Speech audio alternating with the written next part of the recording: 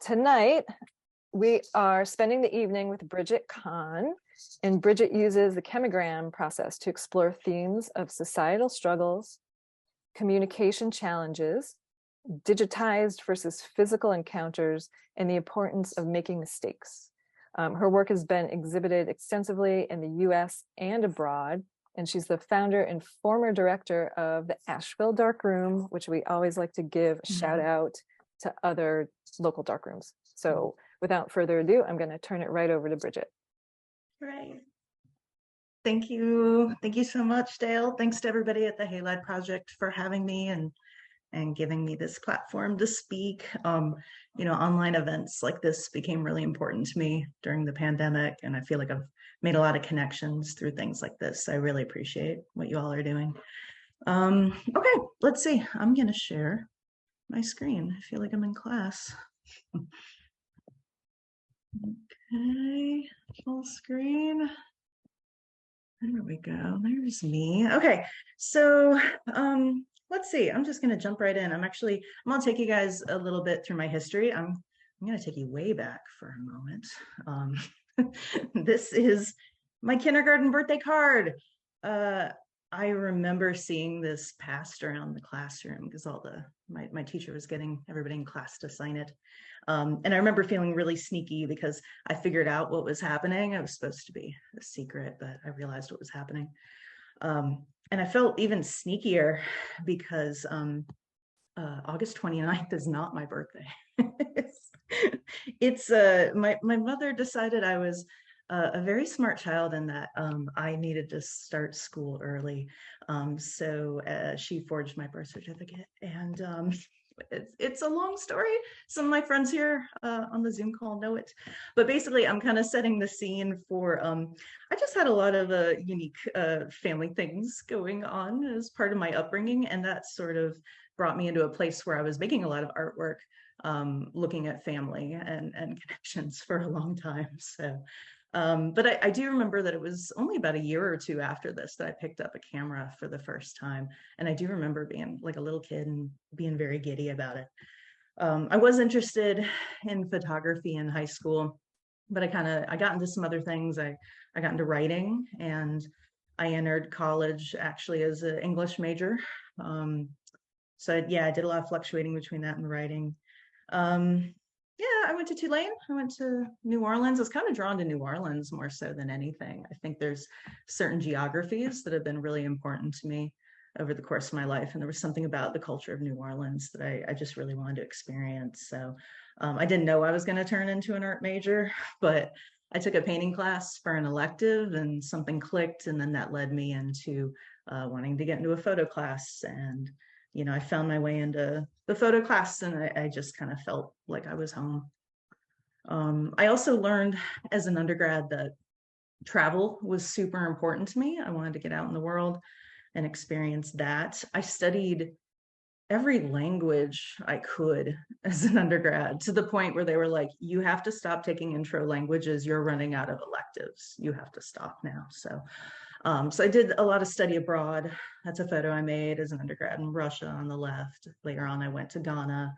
I've been in Australia, spent time in Italy, Hungary. So any opportunity to live or work abroad has been very important to me. So, and there was something about the learning of the languages, that kind of communication felt very important to me.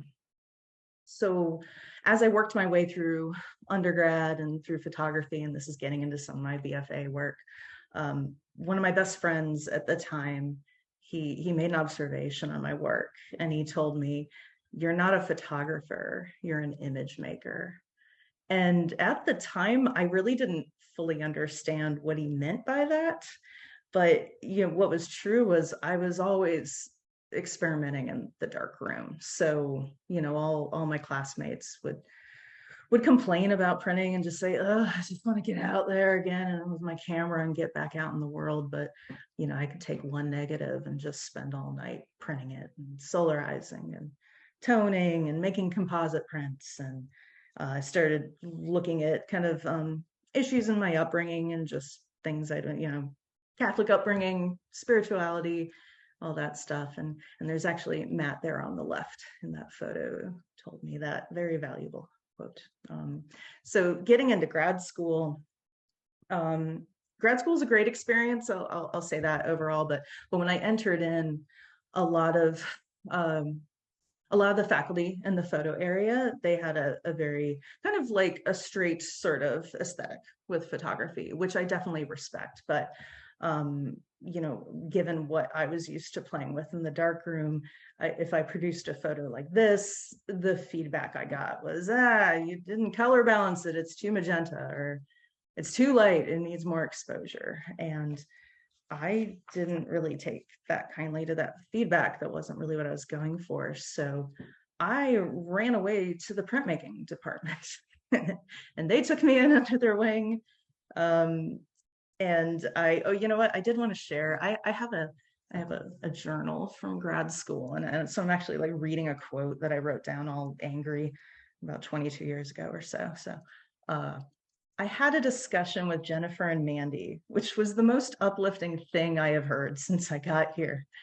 They said I was an artist, not a photographer, and I shouldn't have to adhere to all the rules of the quote high holy art of photography. So yeah, they heard me. So I started, you know, working from that negative, that color negative that I had printed a moment ago. But I started getting into experimental papers. This was like an inkjet transfer onto this crazy paper, and you ran it through an etching press. And I went after it with Conte crayon. And this just got more at the feeling of what I was trying to convey with my work. And another aspect to it was the surprise of the result. Like, it comes out of the press and you pull back the blanket and what I get. And that was super important, and is one of the things that connects to my current work now, is that feeling of awe and surprise. So yeah, Matt was right. I went from being an image maker actually into being an object maker. And this is getting into one of my MFA pieces here. I started working from found negatives that had been lying around our department, and kind of like taking on this group of, like, I didn't really grow up with a lot of old photos or anything. So when I saw these, I was just so enamored by them. So they were like this kind of like little adoptive family, I guess, and made like stories up in my head about who they were and what their names were.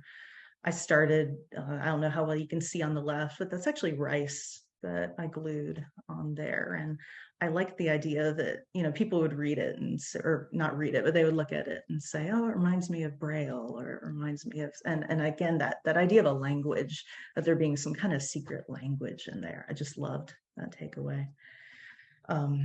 Yeah, so for a lot of years, I identified more working with objects, and at some points I just was barely getting by as a quote unquote photographer.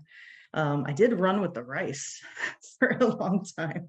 So, you know, my beef with it was that, like, photography at the time, it just didn't have that tactility, that objectness. And that's what I was really interested in, was making objects, or just, you know, something where you could see the mark of the artist's hand in it.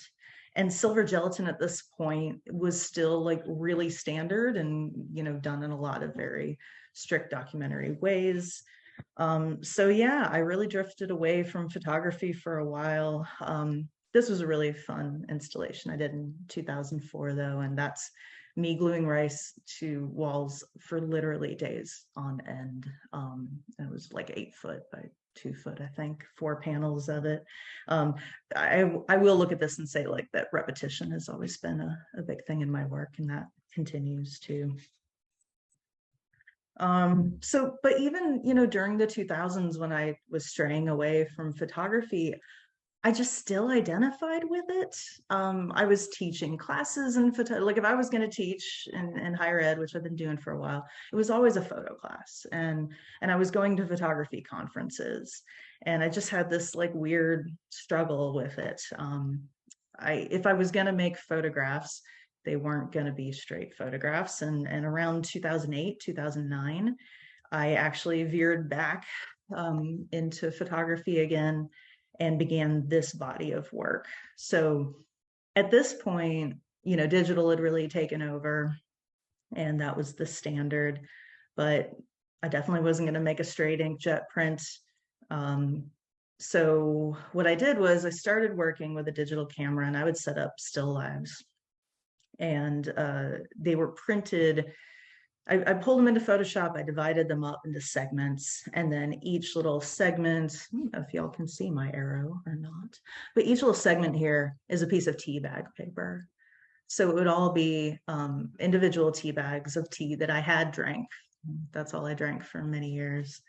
And then I would adhere them to a panel and hand color them with watercolor and colored pencil. So this was a series where I really started delving into me, searching for my own identity. I grew up in a really small family. I didn't get a lot of stories of relatives. And tea was just this conceptual thing that I really clung to. Some of my earliest memories from like my grandmother making tea for me in the morning, and my mother spoke about her grandmother drinking tea.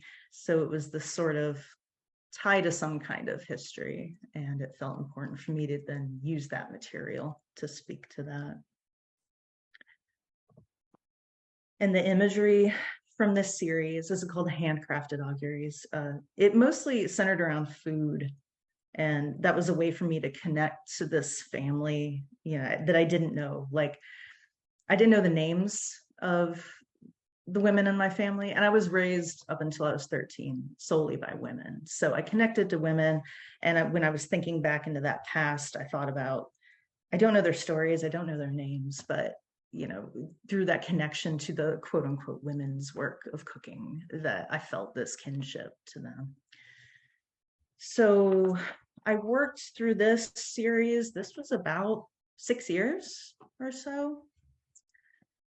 And in that time of doing this work, I met an entire side of my family I didn't know. I didn't know my dad's side growing up. So I met them and got to know them, and also met my now husband. And I just reached a point where I just started feeling a lot more grounded in my identity and the kind of questions I was asking and things I was getting at in this series.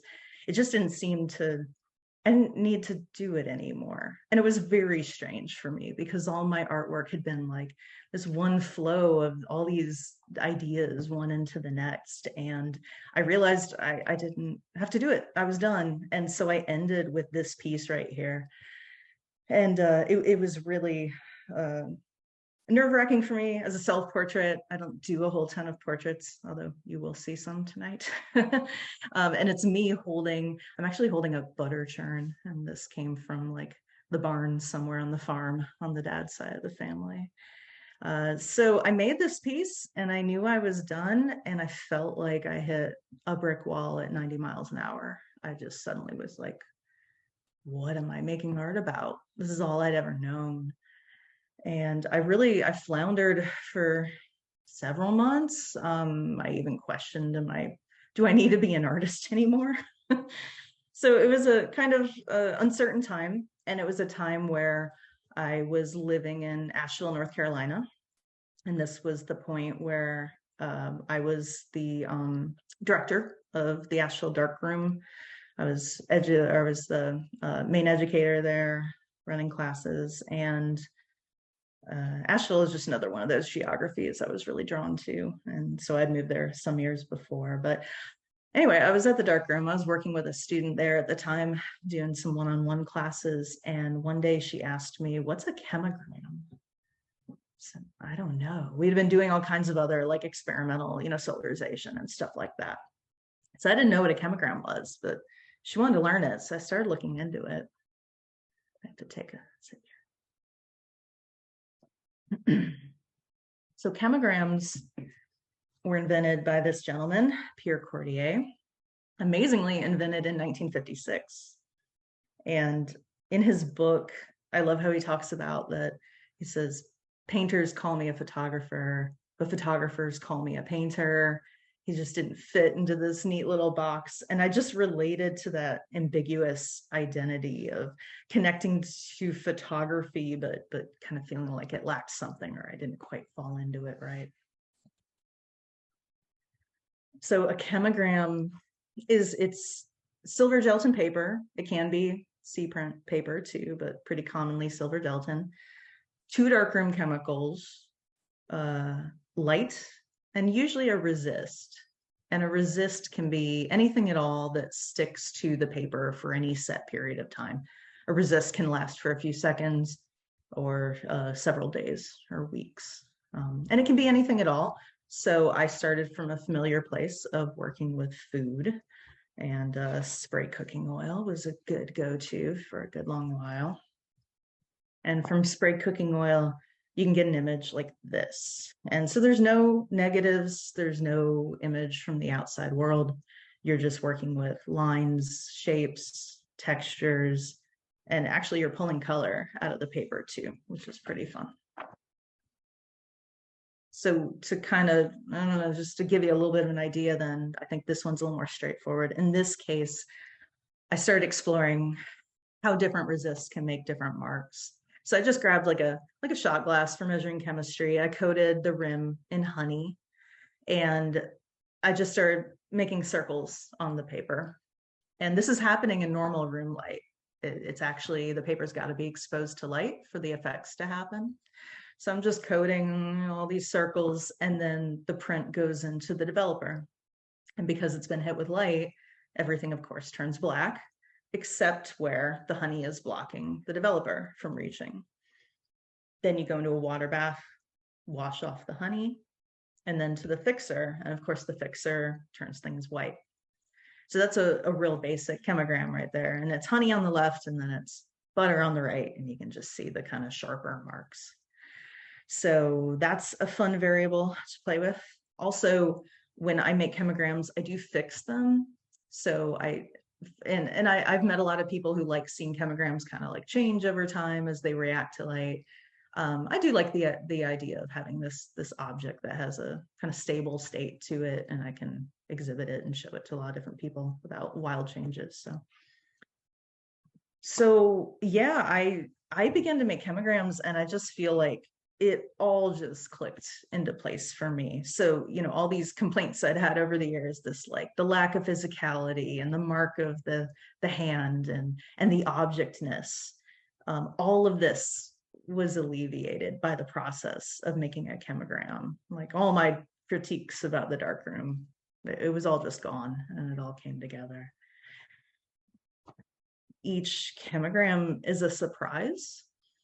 You can influence an outcome, but you can never really fully control it. So I started making just these intuitive, spontaneous gestures on the paper, just drawing through my resists. And this work became the start of language acquisition, which is the body of work I've been kind of working through up till now, maybe still through now, actually. Even going back to, some of my earliest works, working in different media, I just loved when people would say that comment of like, what language is that? Or is that handwriting? Or what's happening? Am I supposed to read this? And, that could have been the rice. I was doing drawings with spices for a while.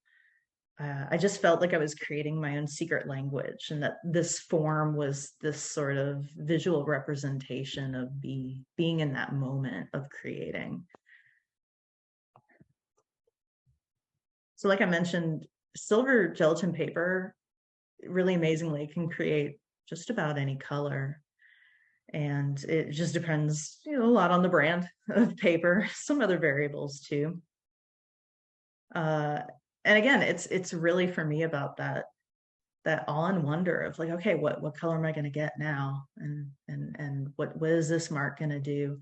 I think about just how we don't have those moments now of just sitting and wondering something. If you're sitting around with a bunch of friends and trying to remember, oh, what year did that movie come out? You don't just sit around debate it anymore. Like you just get out your phone and look at the answer immediately. And I think that's had some bad effects on our psyches. I think we need some wonder. We need some open-ended questions. So I kept working through gestures, and I wanted to get bigger with them. So I started kind of like laying out paper and collaging and trying to make some real big marks drawn across the paper. And this is the result of that one on the left. It's 10 8x10s going across. So a good size. This is pretty big at the time. I kind of felt like I was making a cave painting, like I was trying to communicate in this very sort of primitive way, I guess. And I also started taking those prints and using nails as parts of, well, I list it as the medium in some of these wall pieces. I want to treat the paper like a sculptural object, like you would anything else that it's a material. It's not just the thing that holds a photo. So these prints, you can kind of see the nails in the corners there, and the prints go on the wall with the nails, and then I pull the print away from the wall so it has like about a 1-inch space from the wall. You get that shadow there. So the gestures are something that I still do to this day. I've continued them. This is one of my favorites. There was some cool things that happened because the paper was too big for my trays. And so I had a rocket in the trays to get it coated, and that actually created some of the color and form that you see there. So again, it's one of those mistakes of having the wrong size tray that actually makes the good stuff happen. So yeah, I still make these. A lot of my work now is a bit more constructed, as you'll see, but I always love going back to the gestures, just that quick moment. And usually it's when I'm just not overthinking it. I don't know what's going to come out of my hand, but there it is. It's really satisfying. But yeah, from the singular gestures, I started getting into installation.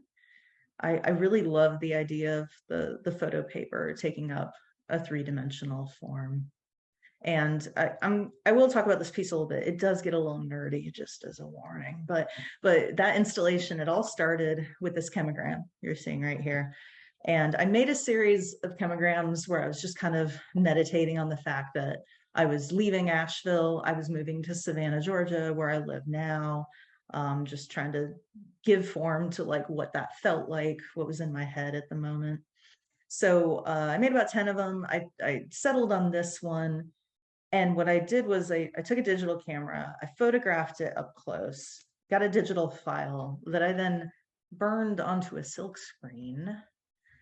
And then I used that silk screen as a method for pulling a resist through the silk screen and on to the photo paper. So yeah, I'm making chemograms of chemograms, which I know is very nerdy, but I wanted to kind of explore how many variations I could make off of this one form.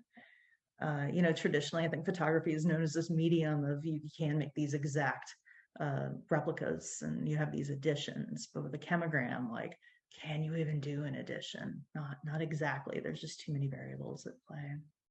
So yeah, I wanted to see all these variations. All these variables are just so endless. As why did this one turn this pink orange? Why do you get certain marks? I made 95 of these as you're seeing them, and each one has 2 marks. So it's 190 of this same image of this split. None of them are identical. like I even got to a point where I got frustrated. I'm like, I gotta be able to do, nope. Each one's different, which I've come to embrace as something actually really beautiful. So this is a detail going back to the installation. This was actually its original form. I've shown this installation in 3 slightly different formats. And I constructed the prints together, sewing them together. And that was a hugely transformative moment. The first time I took photo paper and I put it through my sewing machine, it was just kind of, I don't know, it just, another one of those clicked moments. So I continued sewing. I still sew a lot. And I started to move from the intuitive gestures and actually pick up stencils and work with letter forms. So the stencils were a way for me to like spray the resist through or paint it through.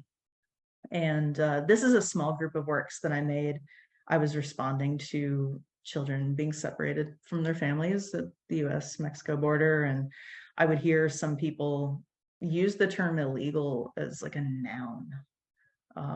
And it just, you know, the illegals. And I don't know, it was so nonsensical to me that you could call a human being illegal in that way. And I just thought about how the definition of that term sounds so black and white, but we're really getting into very gray territory in using that word. And from a more, you know, to speak to a more formal perspective on it, the thread and the sewing machine, like I felt like I was drawing this parallel between how, you know, silver gelatin prints at one point were very automated. It was the very standard way to make a photographic image. And sewing machines too were like, wow, we aren't hand sewing anymore. This is a technology, right? And now as history has gone on, like a silver gelatin print is you know, you hear that term handmade photography, right? And it's relating to that. And I think about making something with a sewing machine. Everybody feels like it's very quaint, right? And it's like a handmade thing. So I see the history of these two media having gone through that same transformation. So I do like using them together. So I kept, yeah, I'm showing you a few from this little sub-series here. I kept working with this word. I really should have, I should have recorded myself getting this one. It's 4 feet wide and I had to get it through my sewing machine without like really crumpling it or folding it or anything. You know, it's not fabric. You don't get to treat it the same way. So it would have been a nice like performance piece to see me doing that. But you can see the letter forms getting even more abstracted in there. I started working with words that I didn't always reveal in the titles. Was relating to more like direct personal issues at the time. I started also working with wood and metal and trying to, again, make that a little more at the forefront. I keep repeating this, but like I want to celebrate silver gelatin paper as a sculptural material. I think about how, you know, just generally we don't think about a photograph in terms of its physicality. We're thinking about it in terms of what is that image from the outside world that happens to rest on this thing, but we don't give a lot of thought to like what is that physical thing, right? So that's why I'm tearing the paper to try to pull that into the conversation. And chemograms are that thing to me. Like they're not an image of the outside world. It's just looking at that photo paper and saying, what are its properties in and of itself? What is it capable of when it doesn't have to be tied to a photographic negative? What else? This is another piece from that time frame. I just threw it in here because I wanted to show that I love the idea of making work that just like photographs so much better from the side than it did from the front. I don't know, that made me giddy. But this piece is very early 2020, and I'm at a point of high stress at this point, even before the pandemic hits. I just felt like I really lost my ability to speak about current events in our country. Like there was just so much happening all the time. Everything just felt like an emergency. I couldn't even like get my words together to try to respond to one thing before another thing happens. It's like, what did he do today? So and you know, my language is just like totally lost in this piece. You can't even see the words anymore. And the pep talk I was trying to give myself at the time was persist. So but yeah, there's so much I think about, you know, how social media works and how much gets lost in that din of constant conversation where it's like everybody's speaking but nobody's hearing. But it was mainly me just feeling like my ability to communicate was kind of falling apart at that point. And then we all know what happens next. Yeah, got worse. March of 2020 showed up. And this was me. So yeah, I was honestly, yeah, I was paralyzed I'd say for several months in fear. I'm really glad I'm at a point where I can share memes about it now, because it was a truly terrifying time. Initially fear over the virus, but by the fall here in Georgia, immediate family members with pre-existing conditions weren't really taken into consideration.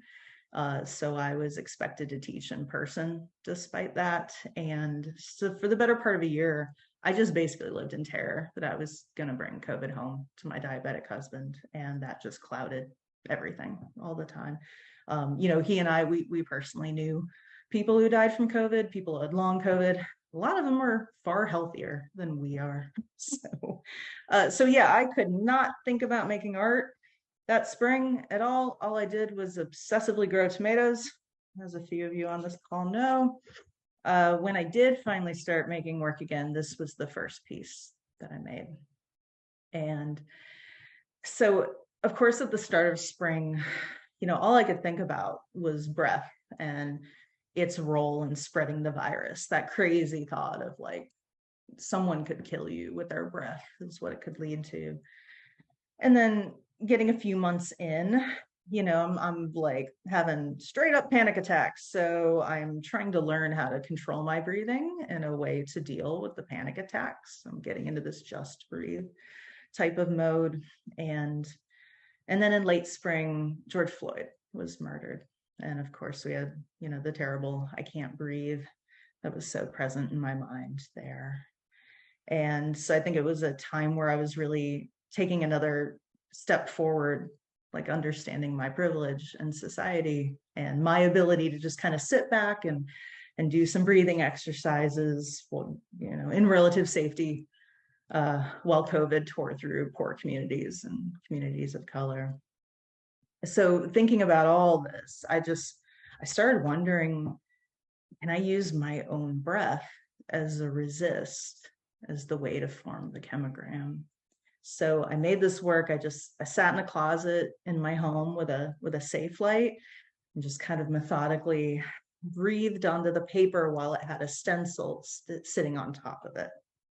And then while I was still in the darkroom, I removed the stencil. So it didn't walk outside like a photogram would. It was just my breathing shaped by the stencil. Walked it outside. I brought it into the sunlight, and then the sun would deepen the effect of my breath on the paper. And so to go back there, the prints were then fixed, and then I sewed them together. And one of the amazing things about this piece was that by July, this process was impossible. I couldn't do it. Like I was trying, but I don't know if it was the humidity climbing as it does in Georgia, but all the prints would disappear completely upon fixing.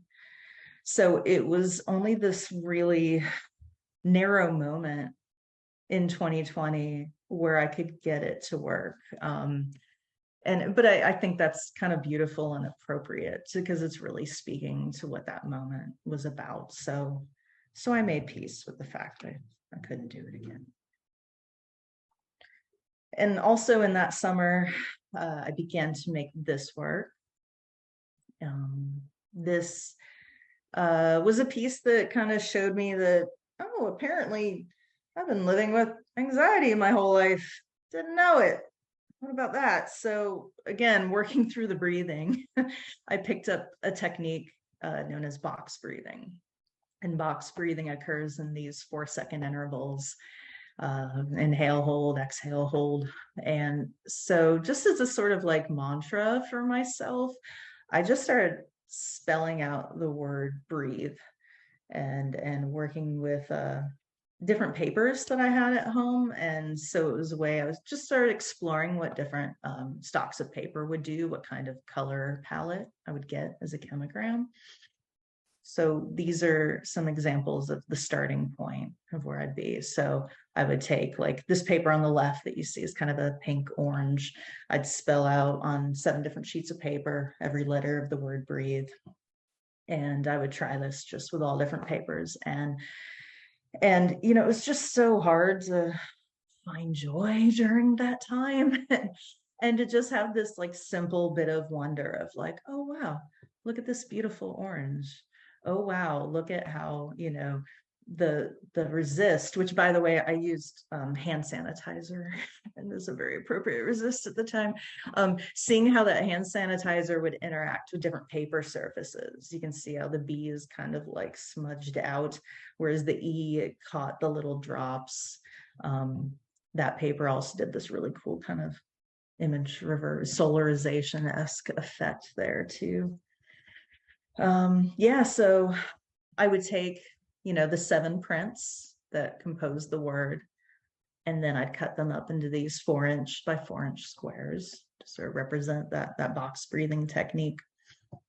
And I'm scrambling the word yet again. It's that difficulty in communication of not being able to read what's in there. And you know, there was this new difficulty in communication during the pandemic where, you know, a mask for me represented like this protection, and that society was getting together to do something together. And, you know, for other people, it represented rights being stripped away.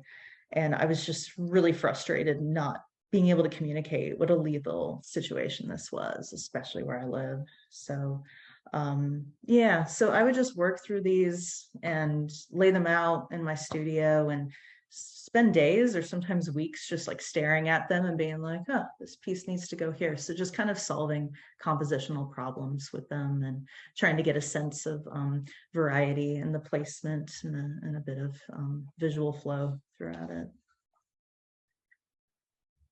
So once I settled on a composition, they'd get sewn together like this. And I worked with this kind of standard form across the different papers. I only left my house a couple of occasions, summer of 2020, and I worked from this stock of papers that I had in my home studio, and which is thankfully it was a good amount of it's a good amount of paper. But yeah, I didn't know where this was going for a while. I just kept making them and going, and everyone had its own color and whatnot, and I was just having a good time working through there. But by the time March 2021 came around, by the time March 2021 came around, I realized that, you know, stepping back, I had access to 13 different papers at home, and I wound up looking at like the layout and the numbers, and I basically kind of wound up making this lunar calendar is what I have here. And just the timing of it all, you know, from the beginning of lockdown almost to the day I got vaccinated, it all wrapped within that time frame. So I had this, you know, my lockdown year in a visible form like this, and a small glimmer of relief that came with getting vaccinated. Let's see, I lost. There we are. Yeah, so there's my second shot. All that fear I've been living with kind of started to wane a little bit. And then, then I realized I'd basically become a feral cat. I wasn't sure if I could trust people again after this like insane refusal to wear just a little bit of fabric right here to save lives. And I knew I was so angry and distrustful that I just couldn't live like that. And I had to figure out a way to be able to interact with people again. So this has happened to me a couple points in my art making life that I'll have these like occasional with a body of work. I'll have this like moment of realization where it's almost like the whole idea just kind of like downloads into my head, and there it is, basically fully formed. I wish I could call upon it, but it's just something that happens sometimes. And this is what happened then. I proposed this project to this really great local arts organization called Sulfur Studios. And I asked whether I could help be like maybe the person to reboot their residency program, because they had, of course, shut down for COVID. And this is getting into spring of 21. So I asked them if they'd work with me for this project I came up with called Deep Breath. And I proposed something that's always been a real challenge for me in my art making. And I mentioned it earlier, just working with people in my artwork. I don't really know what it is entirely. Like, I've always been a bit wary of portraiture. I've only done it a handful of times in my work, but I felt like working with people seemed to be like the necessary step. Like, I had to take that fear and just like throw myself into the deep end with it. So what I proposed was that I would sit down with people, I would have a conversation with them about what they learned from the pandemic, how it changed them, how it changed their perceptions at all of other people. I was just really curious to know, like, had other people lost faith in society the way I felt I had, and like, is there a way out of it? And I just want to have a conversation and ask these questions. But also, in addition to that, I wanted the images to contain some kind of proof that, like, I had spent time in the same room as someone else, unmasked, breathing the same air. I wanted the images to have that embedded kind of proof for myself that I could do it. So I photographed our conversations with 2-second shutter speeds. So it's this, it's an exchange of experiences, but it's this visual evidence. It's this document that I sat in the same room and time passed between us in this room. So that's not the end result. We're getting there, because I started thinking, I really want to do this in a chemogram form. And chemograms are typically these non-objective sort of photographic things. So I started thinking about going back to that technique I had used working with the silk screen. I used that with Leaving Peace. And I had always wanted to explore it further, but I never really just got a chance in all these years. And it just felt like this was the moment to try it. So the first year I started making chemograms, I printed this. This was like this is actually a very young Salvador Dali and Man Ray. And I had this on a silk screen because I actually had it made into a t-shirt. So I made a chemogram out of it. This was an easy stick of butter to go over the silk screen and make this a little bit rough. So I knew it could be done, but I was now doing this on a larger scale. So there was a lot to figure out. There was a lot of experimentation, trying to find the right resist for the job. Maybe you can see there's a person in there, but I wanted it better. Started getting closer. This is, pulling in some color, all that good stuff you can get out of a chemogram. And despite the jar of peanut butter you're seeing there, it's actually the crappiest, most generic peanut butter is what does the trick. You need something that will pass through the silk screen, but not get to like liquid and fall apart under the developer and the fixer. So terrible peanut butter does it. So after you use a squeegee to pull the peanut butter through the screen, you get this print. You can kind of faintly see it right there. And that print, it has to go into the developer first. So you got to get the black to show up to create the image. It goes in the developer, and then there I am washing the peanut butter off the surface once that's in place. And then the print gets treated to another developer bath, and this is where the color starts to come out of the print. And this is something-ish of you'll see the end result in a few minutes. Like any chemogram, it does dry down a different color than what you're seeing when it's wet. This is pretty close.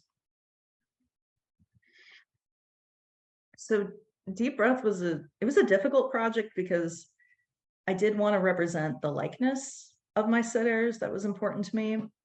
But there's one thing I've learned about a chemogram is that you can't make it be anything it doesn't want to be. And here I had this task of like, I need to make it look like Chantel, at least a bit. So I had to pull, multiple prints of each person, somewhere between 5 and 15 of each person. And that involved burning all these different silk screens too. It was 34 people in total, so it was a lot of time just burning silk screens. And it was me looking for, I needed that perfect combination. I needed the resemblance of the person. I needed that sense of time passing through the motion, and hopefully, some of the unique kind of visuals that betray the chemogram process. There you can see a detail of, these are all the halftone dots that are present on the silk screen. So all these little dots, everything you see that's in black didn't have peanut butter sitting on it. So the developer got in and did its job. Yes, so some of the portraits, they're a lot clearer than others. And in part, I did kind of want to showcase this like range of possibility with the process.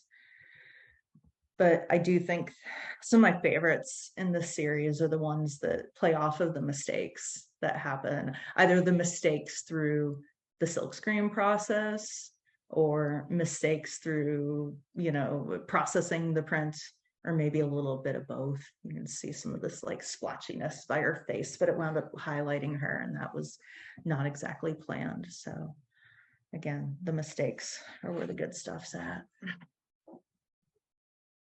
My sitters were roughly half strangers and half people I knew. And so Sulfur Studios helped me with the kind of booking mechanism to help me advertise and get some people involved.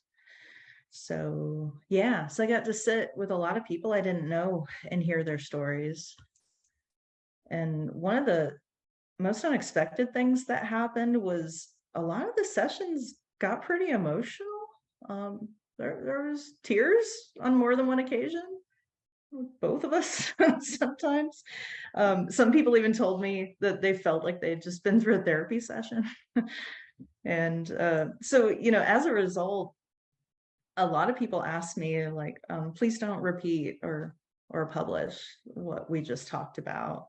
And it was a little challenging at first because I knew I wanted like the content of what we spoke about to have at least a role in the project, but I had to figure out a way to do it in a way that wasn't betraying anyone and what they asked me. So I started working with some of the techniques I've used in the past of taking statements or phrases from our conversations and using these more traditional chemogram techniques of stencils and resists and painting them on, and just trying to give some visual form to the words of what we spoke about.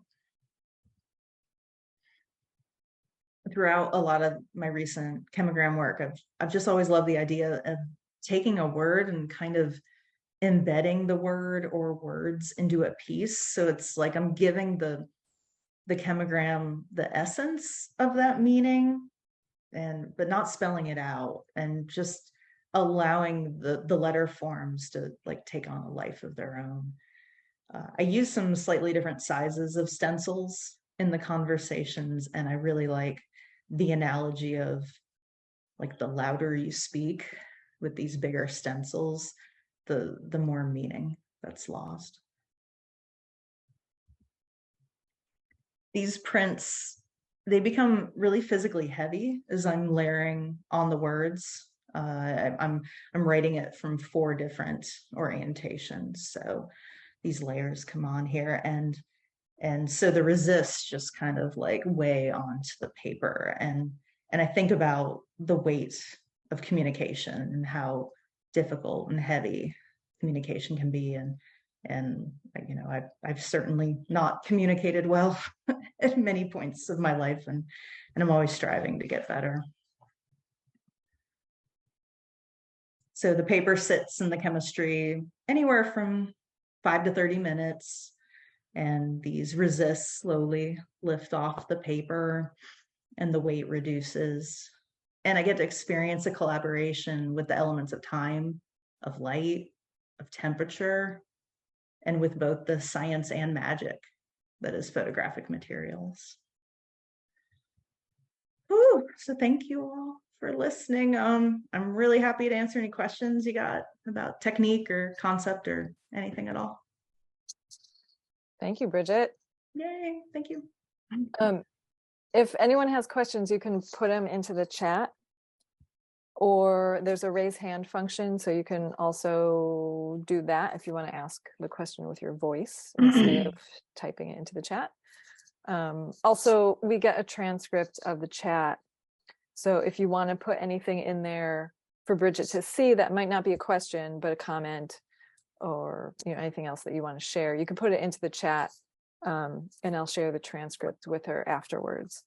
So now it's time. Oh, Valerie would like to.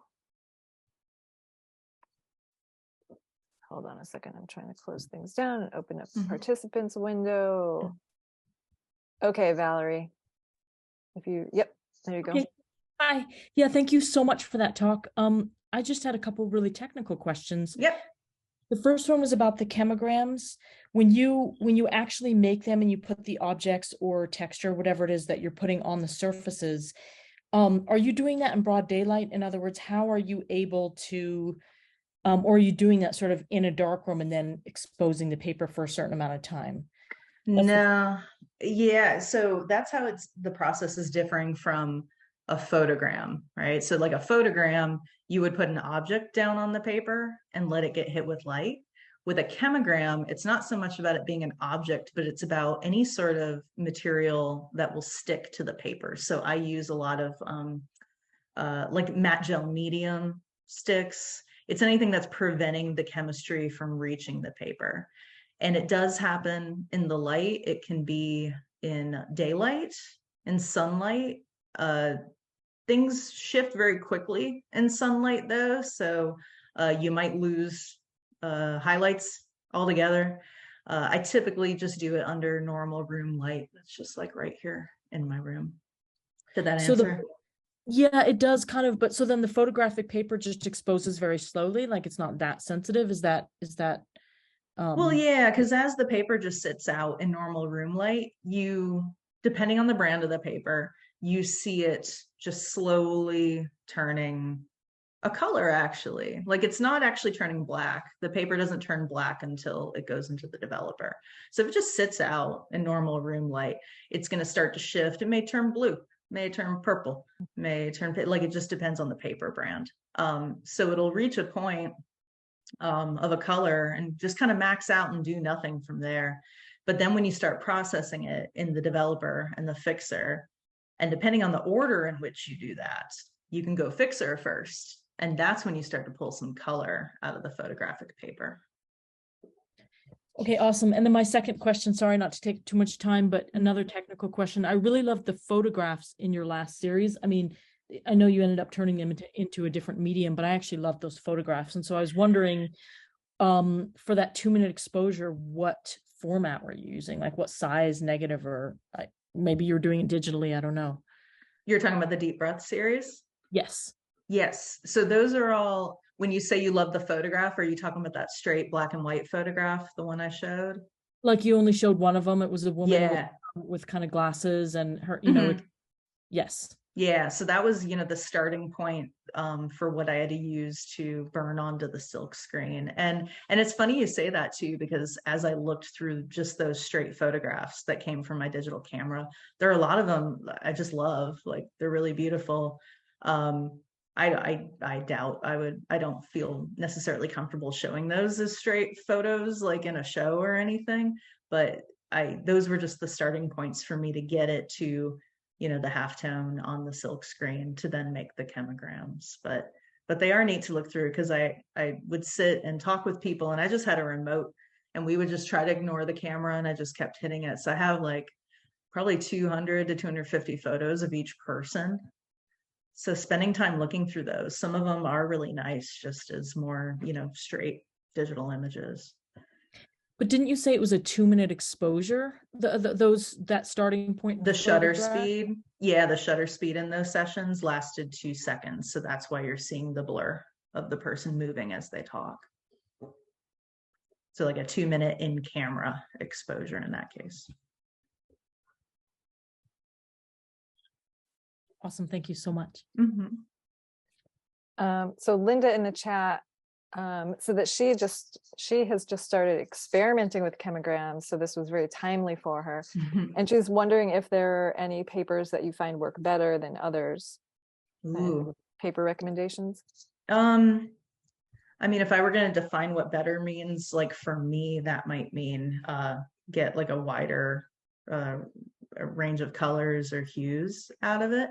And to be honest, I've just with like typical Ilford RC standard meow meow stuff, like I've gotten a whole wide variety of color just out of that. I've gotten some really weird and unexpected palettes with Foma. I just started playing with that this summer. Some like crazy kind of green. If you can get green in a chemogram, you've got like the photo gods are like smiling on you. Like green's sort of the rarest color to come up. Greens and blues, but mainly green. So yeah, Foma did some cool stuff. Any warm tone paper is just there's always some good stuff coming out of warm tone paper. That's actually sitting behind me right now. That's one of them, and that's one of the warm tone ones there. But it's not always what you expect. Like it'll be oranges, but you'll also get the weird green popping up, and you're like, what, warm tone? What? Like it does lots of good stuff you don't expect. And were you saying that doing the fix first? That's where the color contributes comes to out. The color more so. That's how you got to get it, because if you go straight into the developer, everything's going to go black. It's going to be done. End of story. And then knowing how long to go into the fix is the key. Because if you're in there too long, the whole thing goes white and then it doesn't do anything. And every brand of paper has its own kind of range of time for how long to do fix first. So experimentation is key. Yes, lots of it. Cool. Yeah, be ready to. I mean, I've gotten past the point of saying I'm wasting paper. Like that's not even in my mindset anymore. Like, especially because, in case y'all don't know, expired paper that's been opened up, the box, and be like, oh, that's ruined. I'm like, no, it's not. That's perfect for chemograms because that doesn't affect it at all. So just go find all that like paper on eBay that someone's like, here, let me sell you this box of, so this is what it looks like. Like, then you jump in and be like, I'll take that off your hands real cheap. Cool. Well, I hope that helps, Linda. Time for experimentation. Yeah. Sheila wants to, well, she thanks you, Bridget, and she is very appreciative of your honesty regarding your feelings about COVID. Yeah. And your experiences. So thank you for that. Yeah, thank you. Great. All right. So does anybody else have questions before we wrap? And I don't know if she's still tuned in with us, but Sid Peroni. Oh, there you are, Sid. Sid's going to be our next speaker during the month of February. So thanks for attending tonight, Sid. And those of you who want to hear Sid speak, you can sign up on the same page where you signed up for tonight's talk. All right. Well, if there are no other questions, thank you, Bridget. Thank you you so all. much for sharing. Oh, wait. Oh, a link to the page. Oh, God. Okay. Yep. Let me very quickly get on the Halide site. I should have it up and ready. Okay. So someone should play some hold music. Okay, it's on our virtual events page. So I just put the link in there and you'll see that there's a talk with Sid, and there should be another talk. When I looked at the page the other day, it was on there, our March talk. I wonder where that disappeared to. Anyway, keep checking, because I'll get that third talk back up on there. And then once our show in April, in May, is on view, we're going to have some talks by the artists in that show too. So those will just keep getting posted. So just check back or join our mailing list, follow on social media, and you'll get all the updates. All right. And last, Melissa says you're amazing. And Terry, thank you. Says thank you for the terrific and inspiring presentation. So thanks. Yeah, thanks again, Bridget. And thank you for everyone who joined tonight. And we hope to see you again soon.